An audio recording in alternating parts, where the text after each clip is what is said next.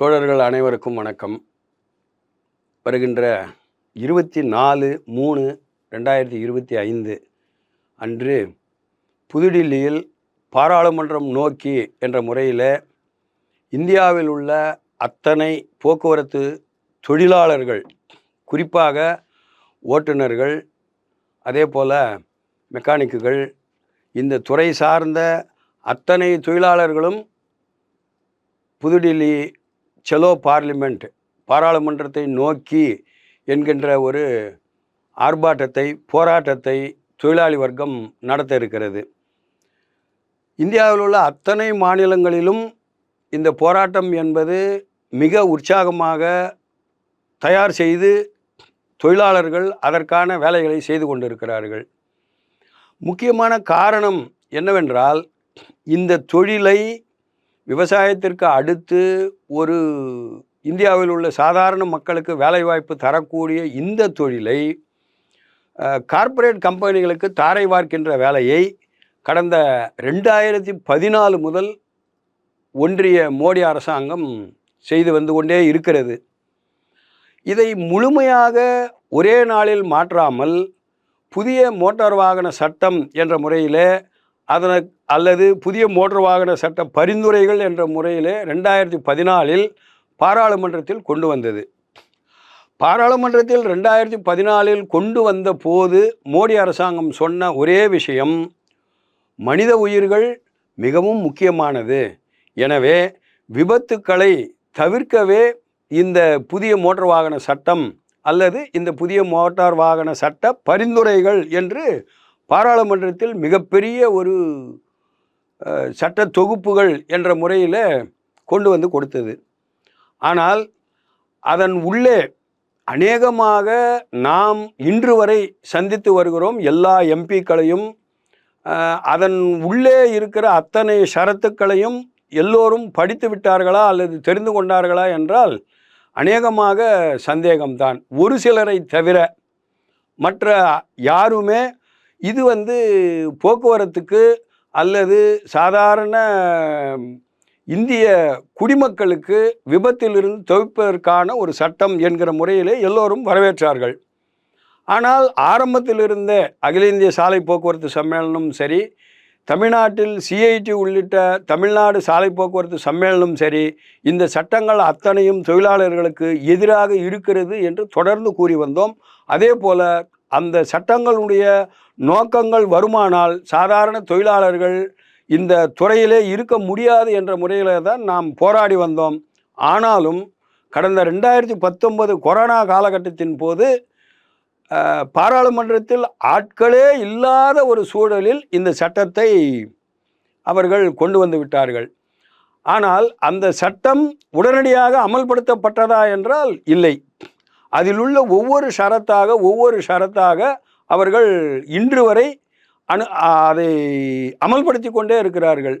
இப்பொழுது வரை, அதாவது இந்த பாராளுமன்ற கூட்டத்தொடர் நடக்கும்போது இப்பொழுது வந்திருக்கிற புதிய ஒரு அமெண்ட்மெண்ட் என்னவென்றால், இனிமேல் கார்களை தவிர வேறு மேக்ஸி கேப் என்கின்ற ஒரு வகை வாகனங்களே இருக்காது.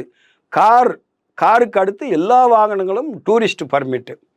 அப்படியானால் இந்த கேப்ஸு, ஸ்கூல் வண்டிகள், சாதாரண உழைப்பாளி மக்கள் அல்லது அவர்கள் காலம் பூராவும் சேர்த்து வைத்து ஒரு வண்டியை வாங்கி இருந்தாலும் கூட அந்த வாகனத்துக்கு ஃபைனான்ஸ் கட்ட முடியாமல் பல்வேறு பிரச்சனைகளில் இன்றைக்கு இருந்து கொண்டிருக்கிறார்கள். ஆனால் அரசாங்கம், குறிப்பாக மத்திய அரசாங்கம், இதை முழுக்க கார்ப்பரேட்டாக மாற்றுவதற்கு நீங்கள் அத்தனை பேரும் அக்ரிகேட்டர்களாக மாறுங்கள், அதன் மூலமாக உங்களுக்கு இந்த தொழில் என்பது மிகுந்த லாபத்தை தரும் என்ற முறையிலே பல்வேறு விஷயங்களை அவர்கள் செய்து கொண்டே இருக்கிறார்கள். அதனுடைய ஒரு தொடர்ச்சி தான் இந்த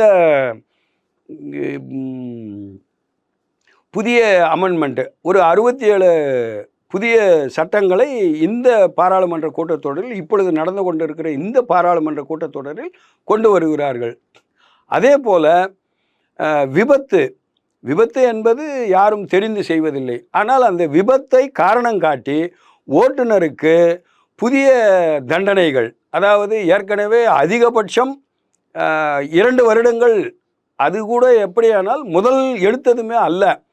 தொடர்ந்து அவர் அதே குற்றங்களை செய்து கொண்டிருந்தால்தான் அவருக்கு 2 வருட தண்டனை. ஏனென்றால் ஓட்டுநர் என்பவர் ஏதோ எதிரிகள் அல்லது சாலையில் போபவர்களை வேண்டுமென்றே செய்வதில்லை ஒரு விபத்தை. ஆக விபத்தை விபத்தாக எண்ணாமல் இவர்கள் இப்பொழுது அதற்கு மிகப்பெரிய தண்டனைகள் என்ற முறையிலே குறைந்தது 5 வருடங்கள் சிறை தண்டனை என்பதை உத்தரவாதப்படுத்தியிருக்கிறார்கள். ஒரே ஒரு விஷயம், 7 வருடங்கள் 7 லட்சம் ப்ளஸ் 10 வருடங்கள் என்றிருந்த தண்டனையை நிறுத்தி வைத்திருக்கிறார்கள். அது கூட சட்டமாக பாராளுமன்றத்தில் இன்று வரை கொண்டு வரவில்லை. வாய்மொழி உத்தரவாக அல்லது அந்த துறை செயலாளர் ஒரு கடிதத்தின் மூலமாகத்தான் நிறுத்தி வைத்திருக்கிறார்கள்.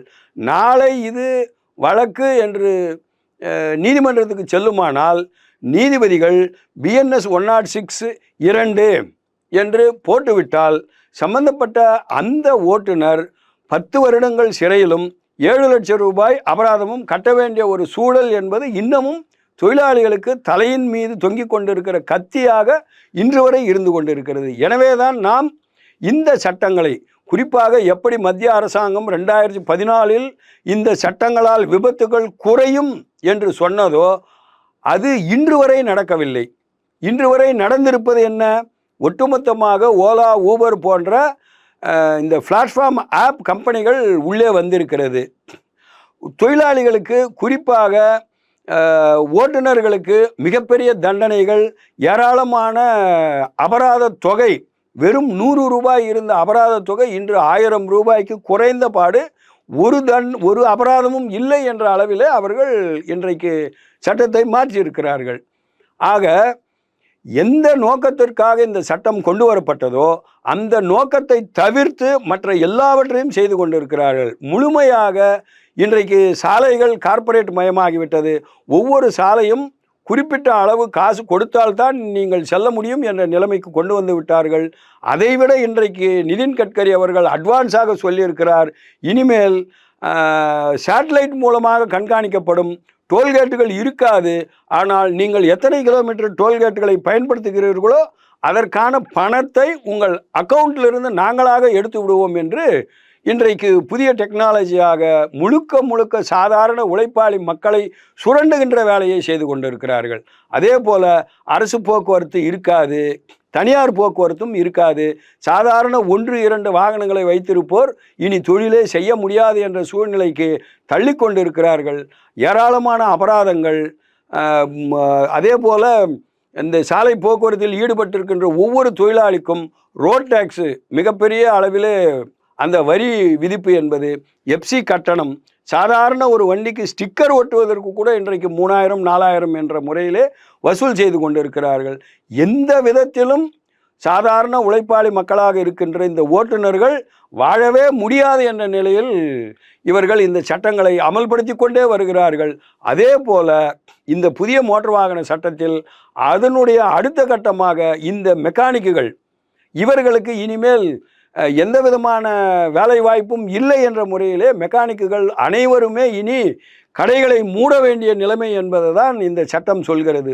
உதாரணமாக எந்த கம்பெனி வாகனத்தை தயாரிக்கிறதோ அந்த கம்பெனியினுடைய ஷோரூமில் மட்டும்தான் நீங்கள் இந்த வேலைகளை, அதனுடைய பழுதுபார்ப்பு விஷயங்களை செய்ய வேண்டும் என்கின்ற ஒரு சட்டம் இந்த புதிய மோட்டார் வாகன சட்டத்தில் இருக்கிறது. எனவே தொழிலாளர்கள் இந்த தொழிலை விட்டு எப்படி வெளியேற்றுவது என்கின்ற முறையிலே தான் இந்த சட்டங்கள் செயல்பட்டு கொண்டிருக்கிறதே தவிர இந்தியா முழுவதும் இருக்கிற லட்சக்கணக்கான இந்த தொழிலாளர்களின் வாழ்வாதாரத்தை பாதுகாப்பதற்காக கிஞ்சிற்றும் செய்யாத ஒரு அரசாங்கமாக இந்த மத்திய மோடி அரசாங்கம் என்பது செய்து கொண்டிருக்கிறது. அதே போல மாநில அரசும் நாங்களும் அதற்கு சளைத்தவர்கள் இல்லை என்ற முறையில் அபராதங்களா உடனே விதிக்கிறோம். ஆட்டோமேட்டிக் கேமராக்களை வைத்து தமிழகம் முழுவதும் ஓடவும் முடியாது, ஒளியவும் முடியாது என்கிற முறையிலே ஒவ்வொரு வாகனத்திற்கும், அது 2 வீலராக இருக்கட்டும் அல்லது சாலையில் வருகின்ற எந்த வாகனமாக இருக்கட்டும், ஒவ்வொரு வண்டிக்கும் 7000, 8000, 5000 என்று அவர்களுக்கே தெரியாமல் கேமராக்கள் மூலமாக பதிவு செய்து அந்த வாகனங்கள் எங்காவது காவல்துறை அந்த ஆய்வுக்கு உட்படுத்தும் போது அல்லது பொது வாகனங்கள் எப்சிக்கு போகும்போது இந்த தொகையை நீங்கள் கட்டினாலோடைய உங்கள் வாகனத்திற்கு மறு அதாவது எப்சி செய்ய முடியாது என்ற முறையில் லட்சக்கணக்கான ரூபாயை தமிழக அரசு மட்டுமல்ல இந்தியா முழுவதும் இந்த பிரச்சனையை உருவாக்கி இந்த கொள்ளையடிக்கின்ற வேலையை அரசாங்கமே செய்து கொண்டிருக்கிறது.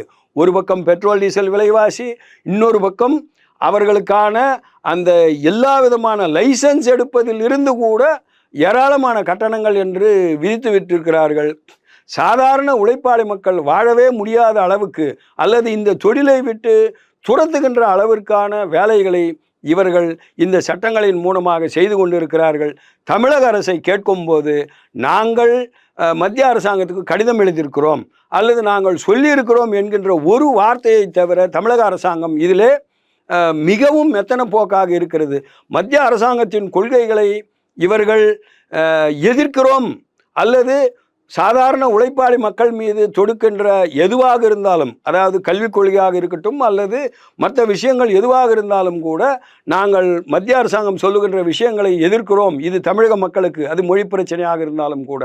ஆனால் இந்த தொழில் ரீதியான பிரச்சனைகளில் கோடான கோடி ரூபாய் கொள்ளையடிக்கின்ற மத்திய அரசாங்கத்தினுடைய திட்டங்களை இவர்கள் அப்படியே அமல்படுத்துவது என்பதுதான் நகைமுரணாக இருக்கிறது. எனவே தான் இதை உருவாக்குகின்ற அல்லது இந்த சட்டங்களை போட்டிருக்கின்ற மத்திய அரசாங்கம் அவர்களது எம்பிக்களுக்கு, இந்தியா முழுவதும் உள்ள எம்பிக்களுக்கு அகில இந்திய சாலை போக்குவரத்து சம்மேளனத்தின் சார்பாக நாம் நம்முடைய கோரிக்கைகளை கடிதங்களாக கொடுத்து அதை நீங்கள் பாராளுமன்றத்தில் பேச வேண்டும் என்று சொன்னோம். ஆனால் இன்று வரை அது குறித்து பேசியிருக்கிறார்களே தவிர முழுமையாக பேசுவதற்கான வாய்ப்பை பாராளுமன்றத்தில் அவர்களுக்கு அளிக்கவில்லை. குறிப்பாக எதிர்கட்சிகளாக இருக்கின்ற இந்தியா கூட்டணியினுடைய அத்தனை எம்பிக்களும் இந்த பிரச்சனையை கிளப்பும் போது 5 நிமிடத்தில் பேச வேண்டும் என்று சொல்லுகிறார்கள். 5 நிமிடத்தில் இந்தியா பூராவும் நடக்கும் அட்டூழியங்களை, குறிப்பாக மோட்டார் வாகன துறையில் நடக்கும் அட்டூழியங்களை சொல்லவே முடியாது என்ற முறையில் பல்வேறு கட்ட போராட்டங்களை நாமும் நடத்தி கொண்டிருக்கிறோம். எனவே இன்று 24 அன்று பாராளுமன்றத்தை நோக்கி இந்தியா முழுவதும் இருக்கின்ற இந்த துறை சார்ந்த மோட்டார் வாகன தொழிலாளர்கள் அல்லது சாலை போக்குவரத்தில் ஈடுபட்டிருக்கின்ற ஒட்டுமொத்த இந்திய தொழிலாளர்கள் ஈடுபடுகிறார்கள். அவர்களுடைய கோரிக்கை என்பது இந்த தொழிலில் புதிய ஆப்புகள் மூலமாக கார்ப்பரேட்டுகள் நுழைந்து விட்டார்கள், சாதாரண மக்களுக்கு வேலை இல்லை, அரசே ஏன் இந்த ஆப்புகளை தொடங்கக்கூடாது என்ற ஒரு கோரிக்கையும், அதே போல் இந்த தொழிலாளிகளுக்கு ஒரு ஒரு பிஎஃப் உள்ளிட்ட சமூக நல திட்டங்கள், எத்தனை வருடங்கள் அவர்கள் ஒரு நிறுவனத்திலோ அல்லது சொந்தமாகவோ வேலை செய்தாலும் கூட இவர்களும் பொது போக்குவரத்து அல்லது பொதுவாக இந்திய நாட்டு உழைப்பாளிகளுக்கு, இந்திய மக்களுக்கு பணியாற்றுகிறார்கள் என்ற முறையிலே இல்லாமல் அவர்கள் எந்த எதுவரை அவர்களது உழைப்பு உறிஞ்சப்படுமோ அதன் பின்னால் அவர்களை பற்றி ஒரு விபத்தே நடந்தாலும் கூட அவர்களுக்கு எந்த விதமான சமூக பாதுகாப்பு திட்டங்களும் இல்லை என்கின்ற முறையிலே இருக்கிறது. தமிழ்நாட்டில் கூட நலவாரியங்கள் இருக்கிறது என்ற பெயர் இருக்கிறதே தவிர நலவாரியங்கள் முழுமையாக செயல்படுகிறதா என்றால் கேள்விக்குறி. அதே போலதான் மத்திய அரசாங்கமும் ஈஸ்ராம் என்ற ஒரு திட்டத்தை வைத்திருக்கிறதே தவிர அதனால் இதுவரை பயன்பெற்றவர்கள் யாராவது இருக்கிறார்களா என்றால் அநேகமாக அடித்து கூறலாம், இல்லவே இல்லை என்பதுதான். எனவேதான் நம்முடைய கோரிக்கைகளை சாதாரண இந்த உழைப்பாளி மக்கள், விவசாயத்திற்கு அடுத்து எத்தனை லட்சம் தொழிலாளர்கள் இந்த போக்குவரத்து துறையில், அது அரசு போக்குவரத்தாக இருந்தாலும் சரி, ஆட்டோவாக இருந்தாலும் சரி, இன்றைக்கு 2 வீலர்கள் என்ற முறையில் அரசாங்கமே அந்த பல்வேறு ஆப்புகளின் மூலமாக பிளாட்ஃபார்ம் ஒர்க்கர்ஸ் என்ற முறையில் 2 வீலர் ஓட்டுபவர்கள், லட்சக்கணக்கான ஓட்டுநர்கள் இன்றைக்கு 2 வீலர் ஓட்டுநர்களாகவும் மாறிக்கொண்டிருக்கிறார்கள். இவர்களுக்கான எந்த விதமான சமூக பாதுகாப்பு திட்டங்களும் இல்லை என்ற முறையில் ஒட்டுமொத்தமாக, அதே போல அரசு போக்குவரத்து என்பது அநேகமாக தென்னிந்தியாவிலை தவிர வட இந்தியாவில் மொத்தமாக முடித்து விட்டார்கள். புதிய புதிய சட்டங்கள் மூலமாக அரசு போக்குவரத்தே இயங்க முடியவில்லை என்ற சூழல் வருமானால் சாதாரண மக்கள் எப்படி இதிலே இயங்க முடியும், தொழிலை நடத்த முடியும் என்பதை நாம் இங்கு பார்க்க வேண்டியிருக்கிறது. அதே போல இன்றைக்கு அரசு போக்குவரத்து இப்படி என்றால் தனியார் போக்குவரத்தும் எந்த விதமான அவர்களுக்கான லாபம் வரக்கின்ற அல்லது இந்த தொழிலை தொடர்ந்து செய்கின்ற ஒரு சூழல் என்பது இல்லவே இல்லை என்ற நிலைமைக்கு ஆளாக்கிவிட்டு இருக்கிறார்கள். இதுவை அத்தனையும் கார்ப்பரேட் முதலாளிகள் மிகப்பெரிய லாரிகளில் கூட இன்றைக்கு ஆப்புகள் மூலமாக அந்த லோடு ஏற்றுவது செய்வது என்ற முறையிலே அவர்களுக்கான அந்த சிஸ்டத்தையும் இவர்கள் ஊக்குவித்து கொண்டிருக்கிறார்கள். எனவே மிகப்பெரிய கார்ப்பரேட் கம்பெனிகள் மயமாவதற்கான வேலையை தொடர்ந்து இந்திய அரசாங்கம் தானே முன்னின்று செய்து கொண்டிருக்கிறது. இதில் மின்சார வாகனங்கள் வந்தாலும் கூட இந்த தொழிலாளிகளுக்கு எந்த விதமான, இப்பொழுது தமிழ்நாடு அரசாக இருந்தாலும் சரி அல்லது மத்திய அரசாங்கமாக இருந்தாலும் சரி, மின்சார வாகனங்களை அரசு போக்குவரத்தில் நடத்தக்கூடாதாம். அதாவது சாதாரண பெட்ரோல் வண்டிகள் அல்லது டீசல் வண்டிகளை அரசு போக்குவரத்து நடத்தலாமே தவிர, அல்லது சிஎன்ஜி கூட நடத்தலாம். ஆனால் மின்சார வாகனங்களை தனியார் மட்டும்தான் நடத்த வேண்டும் என்ற அரசாங்கம் அதையும் ஒரு குறுக்கு சால் ஓட்டுகின்ற சட்டமாக போட்டு ஒட்டுமொத்தமாக அரசாங்கத்தின் கையில் இருந்தும் பொதுத்துறையாக இருக்கின்ற போக்குவரத்தை முழுமையாக தனியார் கையிலே ஒப்படைக்கின்ற வேலையை செய்து கொண்டிருக்கிறது. இதில் இன்னொரு வேடிக்கை என்னவென்றால், 15 வருடங்கள் அது எந்த வண்டியாக இருந்தாலும் சரி அந்த வண்டிகளை உடைத்து போடுவது என்ற சட்டம் இதிலே வந்து கொண்டிருக்கிறது. 15 வருடங்களில் ஒரு வண்டியை வாங்கிய ஒரு சாதாரண தொழிலாளி அந்த 15 வருடங்கள் அல்லது அந்த 15 வருடங்களுக்கு உள் அந்த வண்டிக்கான ஒட்டுமொத்த முதலை எடுக்க முடியுமா என்றால் முடியவே முடியாது. ஏனென்றால் இன்றைக்கு சூழல் அப்படி இருக்கிறது. அது டோல்கேட்டிலிருந்து பெட்ரோல் டீசல் விலையிலிருந்து அது வழக்கமாக ஏற்கனவே நான் சொன்ன அத்தனையுமே அந்த சாதாரண உழைப்பாளி மக்களுக்கு பொருந்துகின்ற விதமாக இருக்கிறது. அப்படியானால் 15 வருடம் அவர் எத்தனை அருமையாக வண்டியை வைத்திருந்தாலும் கூட அதை உடைத்து போடுவோம் என்கிறது மத்திய அரசாங்கம். இன்றைக்கு டெல்லியிலே பெட்ரோல் டீசல் 15 வருடங்கள் ஆன எந்த வண்டிகளுக்கும் கொடுப்பதில்லை என்று முடிவெடுத்திருக்கிறார்கள். தமிழ்நாடு அரசும் தன்னுடைய வாகனங்களை இன்றைக்கு பெட்ரோல் டீசல் வாகனங்களை, அதாவது பொது போக்குவரத்தை, அரசு போக்குவரத்தை தன்னாலே நடத்த முடியவில்லை என்று ஏறக்குறைய 400-500 பஸ்ஸுகளுக்கு சிஎன்ஜி பொருத்தி கொண்டிருக்கிறார்கள். ஏனென்றால் அரசாங்கத்தினுடைய சட்டம், மத்திய அரசாங்கத்தினுடைய சட்டம் இந்த வண்டிகளை உடைத்து போட வேண்டும் என்று சொல்லுகிறது. ஏற்கனவே இங்கு இருக்கின்ற வண்டிகளுக்கு புதிய வண்டிகளை போடுவதற்கு தமிழ்நாடு அரசு திணறிக் கொண்டிருக்கிறது. அந்த தொழிலாளர்களுக்கான சம்பளமோ அவர்களது ஓய்வு பெற்ற பின் அவர்களுக்கான பயன்களை கூட கொடுப்பதற்கான ஒரு சூழல் இல்லாத நிலைமையில் தமிழக அரசு இந்த தொழிலாளிகளை வஞ்சிக்கின்ற வேலையை செய்து கொண்டிருக்கிறது. இப்பொழுது அரசாங்கத்தால் நடத்த முடியவில்லை, எனவே அத்தனை வாகனங்களையும் ஃபியூல் பம்பை கழற்றிவிட்டு சிஎன்ஜியை பொறுத்துக்கிறோம் என்று சொல்லுகிறார்கள். அப்படியானால் சாதாரண உழைப்பாளி மக்களை காப்பது யார்? எனவேதான் தமிழ்நாடு சாலை போக்குவரத்து தொழிலாளர் சம்மேளனமும் அகில இந்திய சாலை போக்குவரத்து சம்மேளனமும் இணைந்து ஒட்டுமொத்தமாக இந்தியா முழுவதுமான மார்ச் 24 அன்று காலை 10 மணிக்கு பாராளுமன்றத்தின் முன்பு இந்த தொழிலாளர்கள் தங்களுடைய கோரிக்கைகளை வைத்து மிகப்பெரிய ஆர்ப்பாட்டத்தை நடத்த இருக்கிறார்கள். இந்த ஆர்ப்பாட்டத்தின் போது தமிழகம் முழுவதும் எல்லா மாவட்டங்களிலும் இந்த ஆர்ப்பாட்டத்தை இந்தியா முழுவதும் தெரிவிக்கின்ற வகையில் தமிழகம் முழுவதும் எல்லா மாவட்ட தலைநகரங்களும் அன்றைக்கு காலை 10 மணிக்கு தமிழ்நாட்டிலும் அந்த ஆர்ப்பாட்டங்கள் நடக்கிறது.